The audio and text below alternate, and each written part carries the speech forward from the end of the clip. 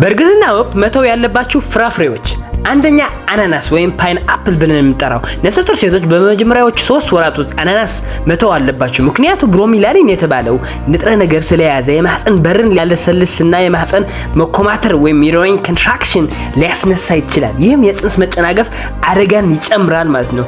ከልክ በላይ አናናስ ወይም ጭማቂ መውሰድ ደግሞ ተቅማጥ ወይም እንደ መላስ መቆጣት ያሉ የአለርጂ ምላሾች ሊያስከትል ይችላል ማለት ነው። ሁለተኛ ያልበሰለ ፓፓያ ወይም አንራይፕ ፓፓያ ብለን የምንጠራው። ያልበሰለ ፓፓያ ከፍተኛ መጠን ያለው ላክቲን ወይም ፓፓይን የተባለ ኢንዛይም ይዘዋል። በምርምር መሰረት እነዚህ የማህፀን መኮማተርና የማስነሳት ቀደም ብሎ ምጥ እና ያለ ጊዜው መውለድ ሊያስከትሉ የሚችሉ ሁለት ዋና ምክንያቶች ናቸው። ጽንሱን የሚከላከሉ አስፈላጊ ሽፋኖች ገና በበቂ ሁኔታ ጠንካራ ባልሆኑበት በመጀመሪያዎቹ 3 ወራት ውስጥ ይህ ደግሞ የጽንስ ማስወረድ ሊያስከትል ይችላል ማለት ነው።